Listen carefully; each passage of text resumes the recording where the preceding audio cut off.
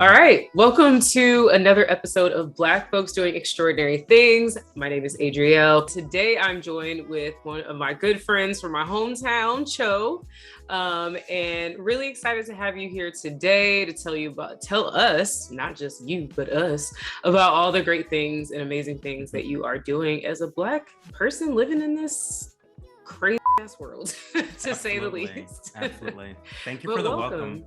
Yes. So happy to have you here.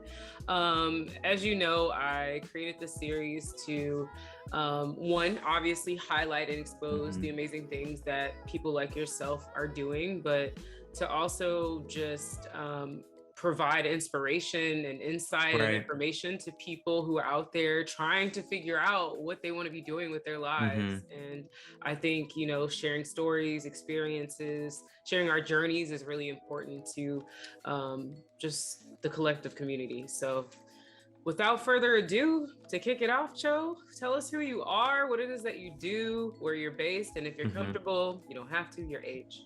Okay, perfect.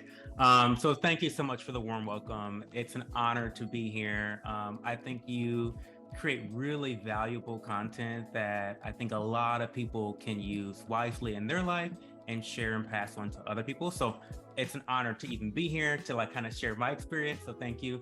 My name is Cho. I am a digital creator. I create content on a variety of platforms.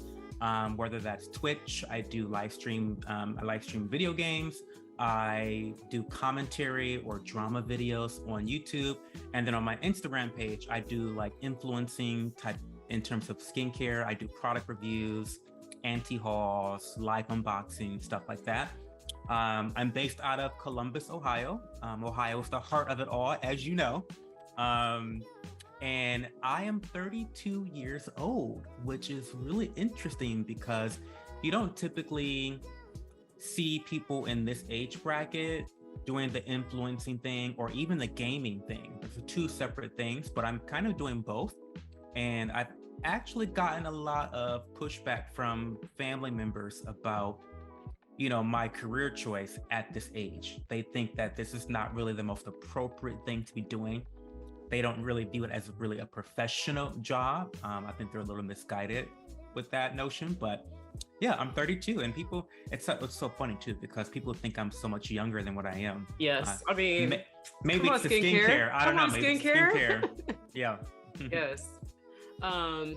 So I want to kind of come back, and I probably should have warned you, sometimes I go off script here, but I want to come back and just ask you more about just how you're navigating the family piece. But first, how do you sort of balance your time with all of the things that you're doing? Because I think one thing that we have in common is that we like a variety of things, and we're passionate about a lot of different things, and we don't try to suppress or say, I'm doing too much. For me, I'm like, there is no doing too much until I just fall out.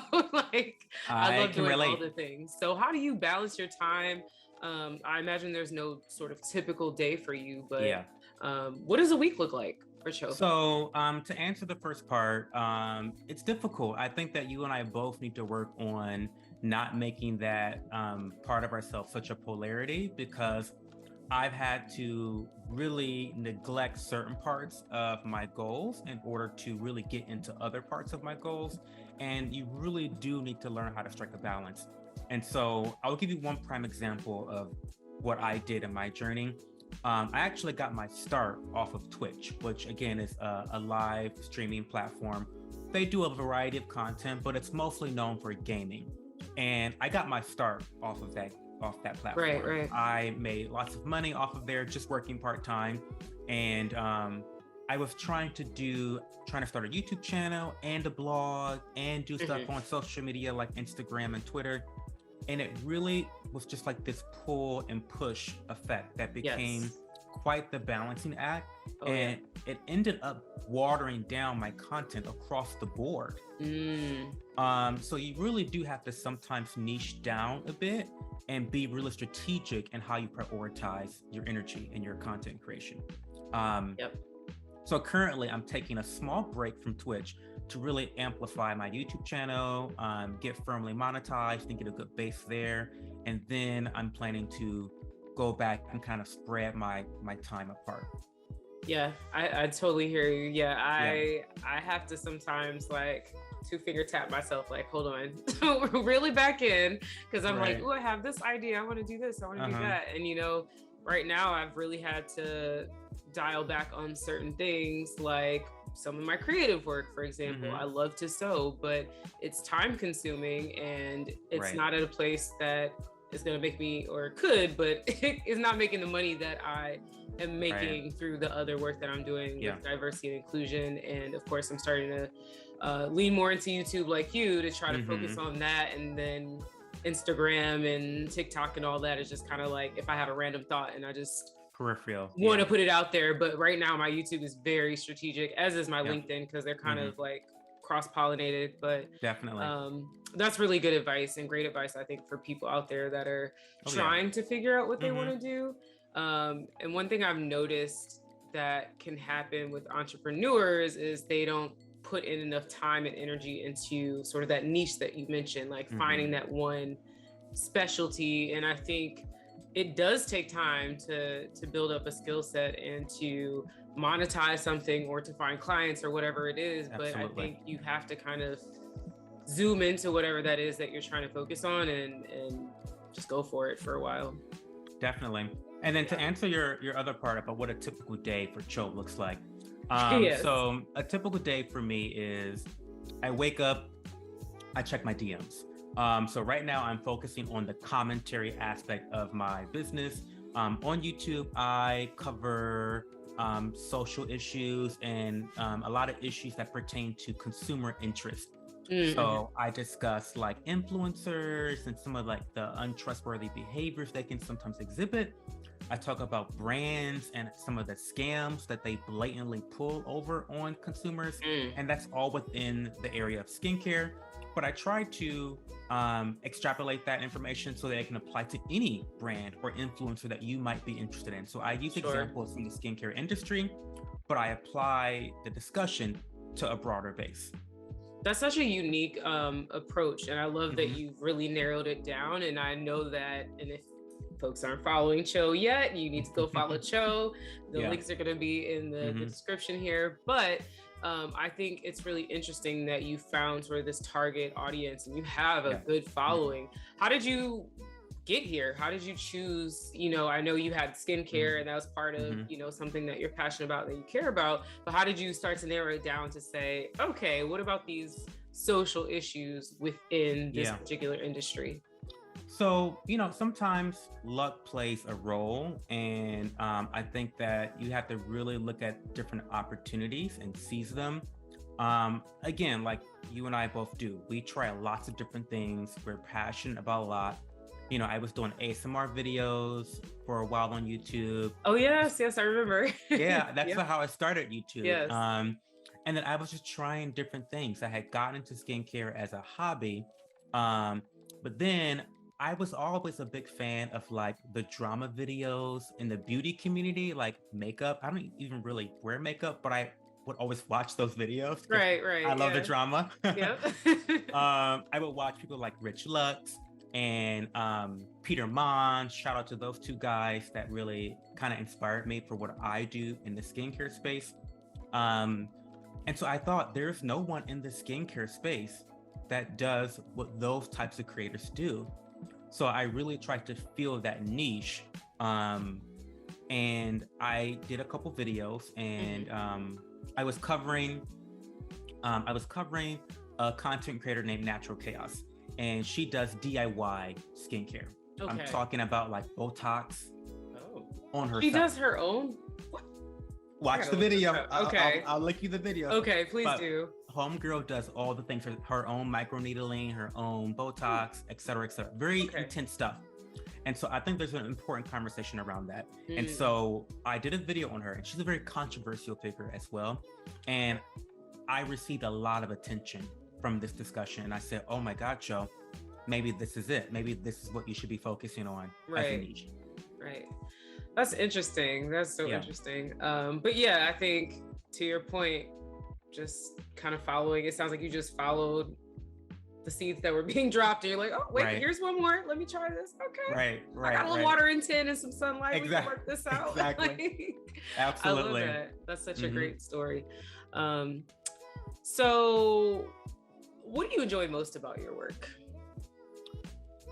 Okay, I enjoy so many things about what I do now. I enjoy the freedom that it provides me. I know I can get into a long-winded discussion about how being an influencer or a content creator is a 24/7 hour job because you are selling yourself and your lifestyle. However, it still gives you flexibility in when you choose to work. Right. And I have found that since doing this part-time the last month or so, I have more time to go grocery shopping. Nice. I mean, as simple as that sounds, that's transformational. I have time to go to the gym. I have time to meditate. I have time to do things that are pouring back into myself. I have time to make doctor's appointments. You know, simple stuff like that is really, really underrated when you become an entrepreneur. Yes, absolutely. Specifically an influencer in the online space. You just have more time to, like, you know, if you want to work, you can work at 3 a.m. in the morning, which I do all the time. Like, I'm one of those people. Like, I'm working at 3. You can text me at 3 a.m. I'm up. Don't worry. As we're recording this, it's almost 11 at night. Like, and we're both still working. I'm going to be editing videos after this. Absolutely. Yes. So I think I really love the freedom to make your work schedule, even though it's a very strenuous work schedule. Like, don't get me wrong, it's very strenuous, but you have choice. And I think that in life in general, I'm a big proponent of having choices in life. Absolutely. I think there's a lot to be said about, I know a lot of people and a lot of our society has thought about work-life balance, right? Where you have to separate the two. But I like to think of it as work-life integration, because quite frankly, I might be on a client call, sending emails 1 second, and the next second I'm like, hey friend, you want to go grab some coffee and take a walk? Like, you know, or I got to go to the doctor, or I need to go whatever, right? And I love that flexibility. And I've definitely had moments throughout my entrepreneurial journey where I'm like, maybe I should go back to a 9 to 5 because this is real hard right now. Then I think about it and I'm like, but the structure, that hard, like structure, how would I get back into that? I'm not sure. I don't know if I could. It's intense. You know, the one thing that makes me never want to go back to the 9 to 5 culture is rush traffic, rush hour. Like, I experienced that recently for one of the first times in my life. And I thought to myself, how do people actually go through rush hour every day, like 5 days a week? This is why the murder rates are so high. This is why. Oh Lord. This is why. Sorry. And I mean, not to say you waste time, but in some instances you can. I mean, when I was commuting, it was, looking back, I'm like, it was the most uncomfortable thing. I'm on the train every day. I have armpits in my face. I'm being jabbed in my side, pushed onto a subway car like I'm a sardine. And, you know, on top of that, I might try to read, right? But good luck holding a book like this of course. in a crowded car. So it's just, you get back so much of your time. You don't have to deal with that. For me, what was anxiety of that commute. So I hear you. Definitely. I definitely hear you. So we talked about some of the good things. What do you dislike about your current life as an entrepreneur and influencer? I'm going to go back to I want to hammer this point home, because I feel like people have this idea about influencers that they aren't hard workers, that they aren't busy, they don't have things going on. You are working nonstop. I mean, even to the point where, like, when I eat a meal, that's an opportunity for me to engage with my audience and to potentially make money, because my audience might be interested in the protein powder brand that I'm using. So something as minute as that is, like, I'm not just getting a protein drink now for myself. I'm also looking at the angles, how to take a photo, staging, all this stuff is pretty intense. And you know, there are pros to cons to this aspect of the job. You know, when you are an influencer or a content creator, especially in the early stages, you wear a lot of hats. You are the executive producer, you are the marketing agent, you are the editor, and then you are also the talent. Right. So you're all these things, and you're having to learn all these skills because you haven't accumulated the income yet to outsource any of that stuff. So that becomes, I think, the fear of burnout. The constant fear of burnout is, I think, the worst thing about my job. Yeah, I can definitely see that. And I've hit moments of burnout. I wouldn't consider myself an influencer by any means, but as an entrepreneur, I feel like as I've gotten into this like YouTubing, right, where I pretty much am doing all the parts myself. I, for a while, did have a video editor, but sometimes the turnaround time isn't what you need because she's really good and she has a million other people that she's helping, right? Or, you know, over time, that cost does add up to be paying someone, especially if I'm trying to get through a lot of content. And quite frankly, there are certain edits, because I'm also a creative person, that I don't have time to just sit and explain to somebody else when I could just do it myself. Right? And save money and know that it's going to turn out how I need it to turn out. But that burnout, some days I'm just like, you know, I don't think I posted in over a week now. And I'm like, I said I was committing to it every week, and it's hard to, because I also am still doing these other things that again are already generating most of my bread and butter, and I can't really waver on those things. This thing I might have to sacrifice here and there. So definitely. Yeah. Any other things that you just like? So I have very thick skin as a gamer. There's a certain, I think gamers in general, I think sometimes we can just be really toxic, and we're used to being in the toxic waste that is the internet. That we have very thick skin. That being said, sometimes the criticisms that you see against you on a public platform can be very like disheartening. It can be hurtful if you don't have thick skin, but for me, it's like it makes me really doubt society and humanity sometimes. It's like, whoa, do we really live in a society where people are that messed up mentally, or like, you know, where they're that hurt that they want to hurt others so bad and harass people? We do. Spoiler alert, we do live in that society. Welcome. It's really unfortunate and frustrating. I don't like that. I mean, I don't know if you've heard of the term swatting. I have, but remind me, refresh us. So swatting is something that happens.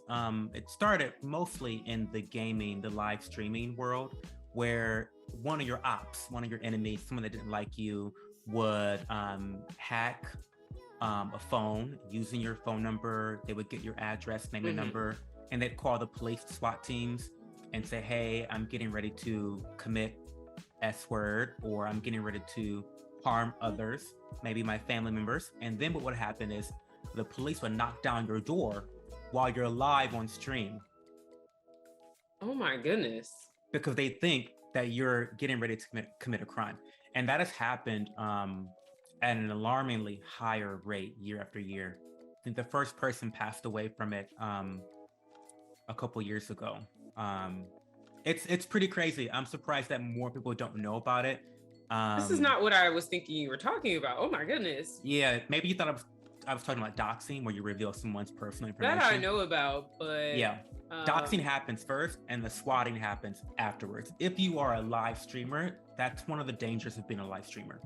Wow. So I know we're going off a little off topic here, but okay. but so how are these folks gathering this information? Because typically when you're live streaming, aren't you anonymous? Typically, but again, that kind of goes back into the idea of how secure are you being with your information. If you are making other platforms where it's not so private, maybe you have a Facebook page where you're using your real identity and someone happens to find that Facebook page, then you've now been exposed. And in general, a hacker, and there's hackers out there that are paid to specifically swat other people. Crazy. But all they really need is your first and last name, your cell phone number, and your address. That's all they need. Whew, you're reminding me to do my, I usually do it every month or two, Google myself and find all my info because I don't play those games. And I typically don't even hand out my actual number for things. I use my little Google Voice number because I ain't got time. Same here. Use a Google Voice number, girls and boys. You know? For the circle back, that's another thing I don't like about my job is just seeing the viciousness of humanity sometimes online. It's disheartening to see that. And I don't get bothered. People hate on me all the time. I'm not bothered by it, but just the idea of like losing hope in humanity, it's like, it's a little depressing sometimes. Very, I agree. Yep. I agree.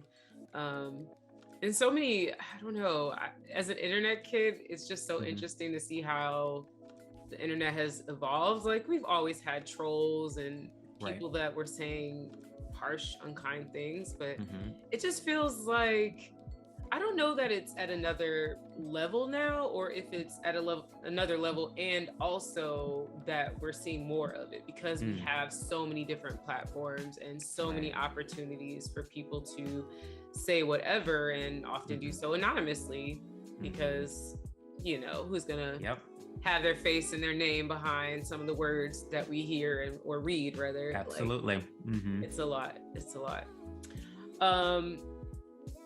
So let's take a couple steps back. How did you how did you even get into like recognizing and realizing that gaming could be part of your profession and your lifestyle? What sort of looking back at your education, your lived experiences, etc., what led you to this point? Well, I've always been super competitive. I don't know. I'm a Capricorn. I love to achieve. I love to climb mountains. And so I've always wanted to compete, and gaming was just one of those things that allowed me to compete at an early age. I used to host Yu-Gi-Oh! Trading card tournaments at my house. I remember this. Yeah, you know this because we see each other. We're both from Toledo. So like, I used to have tournaments at my house. I used to play Soul Calibur and host tournaments there. And so when I got into college, finally, I discovered Twitch. And Twitch was very like underground at that point. Like, I remember, like the girls didn't really know about Twitch. It was kind of like our own thing in the gaming community. And it was amazing to me that people could make a living or get paid to just play video games and interact with their audience. And so after I graduated, not too long afterwards, I decided to start going and playing on Twitch myself.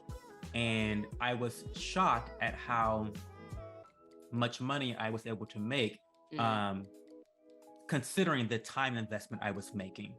I was putting in maybe 9 hours a week. And I was making probably $600, $700. Wow. And I was going to play the video game for that amount of time, regardless of whether I got paid. Right.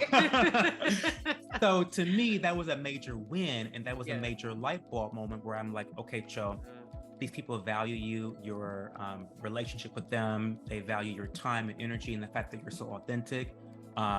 Maybe I can take this and bottle this up into other platforms on the internet. That's so interesting. Wow, you were doing great then. Yeah, it's crazy. Yeah, for sure. Would you say if someone were interested in starting or getting started with Twitch now, is that kind of what they could expect to make at this point? Are there specific things that contributed to your success other than you clearly being good at these games and you being Cho and having a great personality? Right. Are there other sort of approaches or steps that you would recommend? So it's a really tricky topic because I think when it comes to influencing or content creation of any kind, you have to really remember that it's similar, like your chance of success, it's very similar to the entertainment industry, the traditional entertainment industry. So I mean like acting, singing, those careers. Everybody can try it. There's a very low barrier to entry, but not many people make it to that 1%, So you have to be really strategic in how you do this. And you have to be dedicated for a long time. It's not something that often happens and then you just blow up 2 weeks later. Sure. building an audience takes a long investment. Yeah. So I would say just be ready to dedicate time and be okay working a traditional job alongside of your hustle. Right. Because I will tell you, I have encountered so many people in my lifetime that have like just quit their jobs with like no emergency savings account, and they fall on hard times because it's not an easy gig to get into. Yeah, it's tough. I know, you don't want these jobs to break your soul, but don't just quit your jobs. No. Please don't. Yeah, I was talking to someone recently about when I decided to launch my business, and how calculated I was. Like, I looked at my finances top, down, bottom, left, right, sideways, because I was like, okay, this is how many months you have of runway and cushion before you need to be back in another job if this does not work, right? Absolutely. But I couldn't imagine not having, saved up money to do that, right? I would have absolutely had to keep working, or back then if I didn't. So I think that's a really important point. Don't quit your job and think that you're going to just jump into something and automatically start generating money. I mean, it does happen for some people, of course. It does happen. But it is not as often as a lot of people are led to believe. So yeah. I definitely recommend that you, what I did is I negotiated with the company that I work for to go into part-time, but for them to pay me a salary that would cover all of my basic expenses. Okay. So I'm still working part-time for the company that I worked for the last 7 years, which I know, crazy. I'm a millennial that's worked with one company for 7 years. I love it. That's crazy. But so, I've given myself enough cushion where I'm only working to pay the bills, and what I'm doing full-time now is all extra. Okay. It's my eating out expenses, it's my investing expenses, it's all those things that I really need and really want out of life. Yeah. And so it's adding the pressure for me to like really do well. I love that for you. That's great. How do you think your identity as a Black person impacts the type of work that you're doing as, a person who was one of kind of like the early adopters on Twitch and who is an influencer who uses YouTube regularly? How do you feel it affects, your success, the work, everything? So I think that when it comes to being a minority, visibility is just so important. I don't really believe that your race is an indicator of behavior, but I think that the visibility is so important for inspiring other people. And I know that when I was growing up, there was a lot of spaces where I didn't see people that looked like me. Yeah. And I didn't see too many people on the Twitch platform that looked like me. And so I figured, why don't I just try this? And then when I received so much love and affirmation from my viewers, just because they thought, oh my God, Cho is just being his true, authentic self. Yes. A Black gay man is just being himself. And that alone is inspiring to so many people. And that's one of the things that keeps me pushing forward. Is like, I want people to see that you can be a Black man and be really into skincare, or you can be really into video games, or you can be into social commentary. You can be into all these things because you see someone in those positions already. Absolutely. I love that. I think, yes, representation and visibility matters so much. And I think you summed it up perfectly. I can't even really add anything to that. I think that hits it. Like, I think it's so important. Have you experienced any interactions with people where you felt like your identity was a barrier or posed or created some sort of issue? It's hard to say. It's really hard to say and to measure that. Because so much of discrimination in the influencing world is done behind closed doors. Right. And so you may be passed up on opportunities because of racism or discrimination and never know it. Right. And so sometimes it's hard to really gauge if my identity has ever been a barrier to entry into anything. So I'm not sure about that. But stuff like that has been exposed before. You know, I did a story about Glossier, which is a very popular, was a popular. I was gonna say they closed their stores here, I believe. Yeah, I've done a couple of videos on them, so check out my content about. They have a very interesting trajectory with their history in business. But anyway, there were some allegations about discrimination with that company. I remember hearing about that. Yes. So sometimes you see it exposed, and then sometimes you never see it exposed. So I'm not sure if I have faced discrimination before in that way. I mean, I get hate comments based on my identity all the time, but that's nothing new. I think everyone gets hate comments if you're on the internet in a public sphere. Right.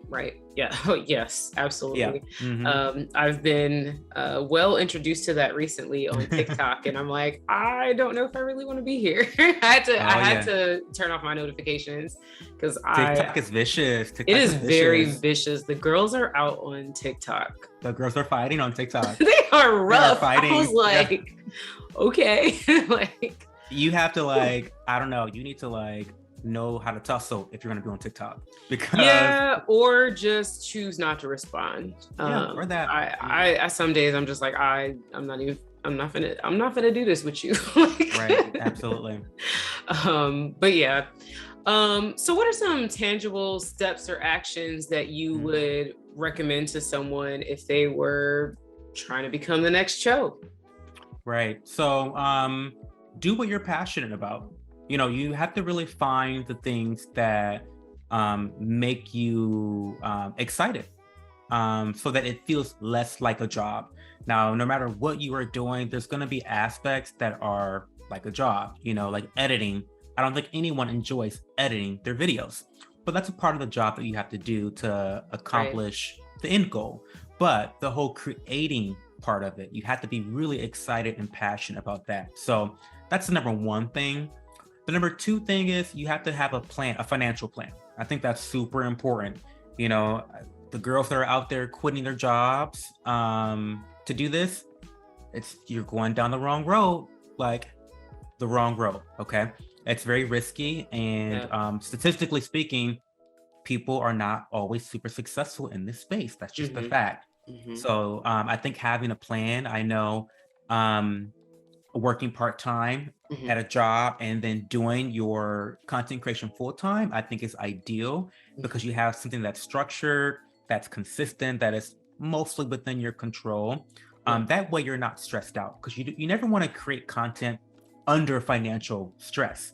Right. Because then the way that you create content is then different. You're looking at this creation process from a different lens, and you might make decisions that are unethical or untrue to who you are as a creator. That's real. I talk a lot about that in my videos too. You know, influencers that are, you know, caught lying about brand sponsorships, et cetera, et cetera. You never want to get to a point where you have to, you know, go against your own moral code for a check. Yeah, absolutely. That's great advice. It's interesting. I came across, I think actually I was just scrolling on TikTok and on my FYP.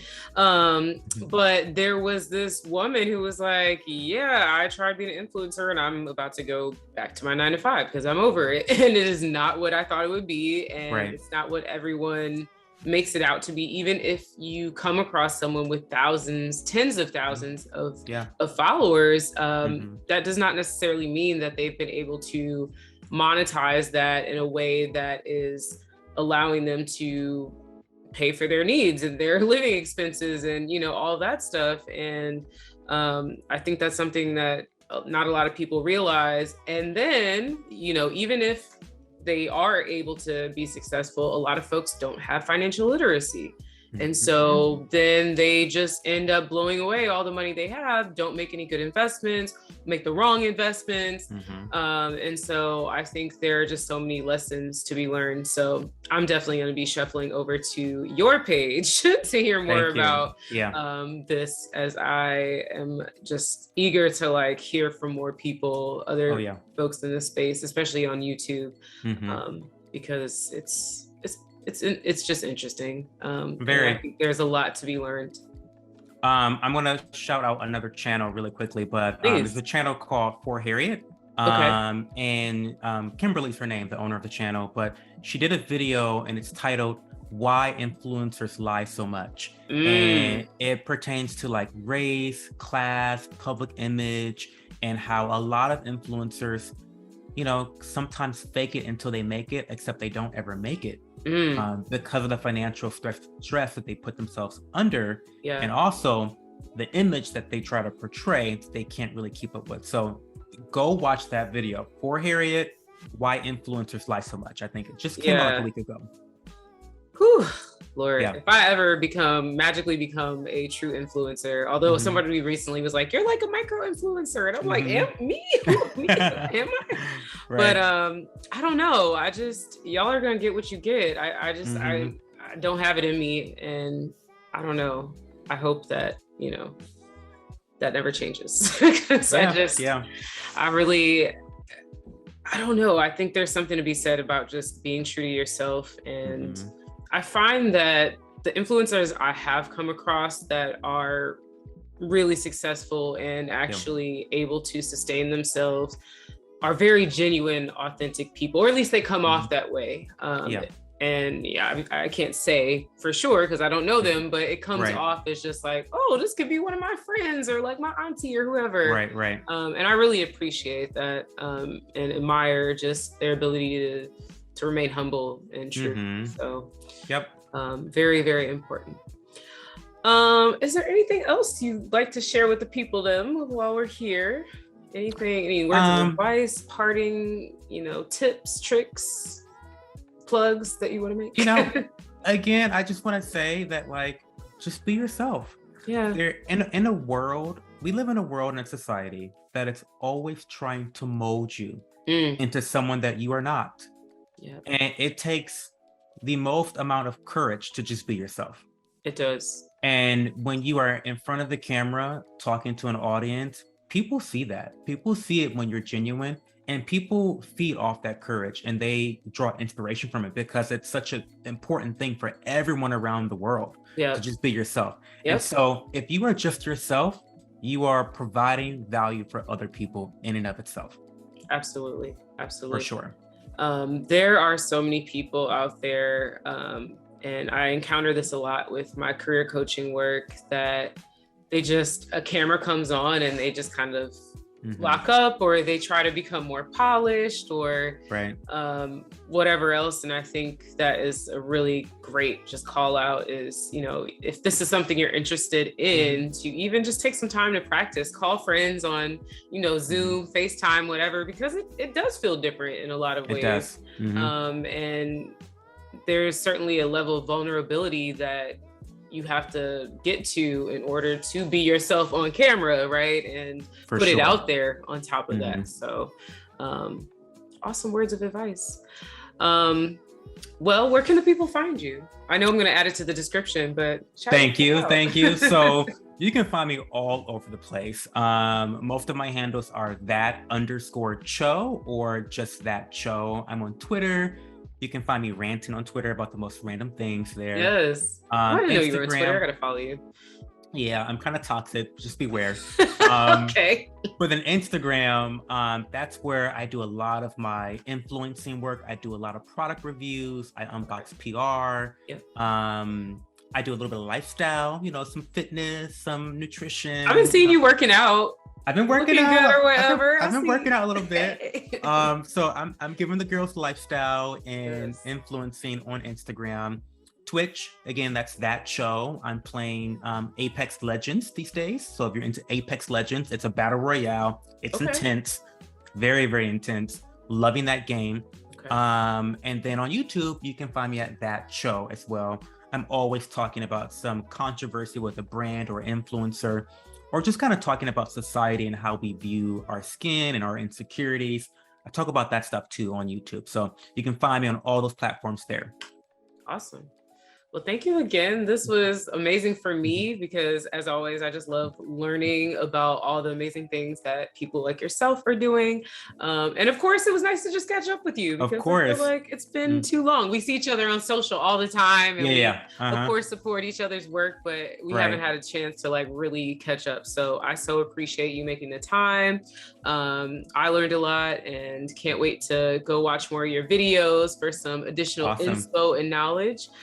But yeah, thank you. I appreciate you. And thank you so much. Look forward to all the great things that you're going to continue to accomplish. Thank you. Awesome. So this was another episode of Black Folks Doing Extraordinary Things. Be sure to please like this video if you enjoyed it and subscribe for more, because I'm going to keep dropping these videos because we are out here doing some things. Go ahead and you can check out the playlist. There are many other videos and interviews with Black folks doing extraordinary things. Until next time, y'all.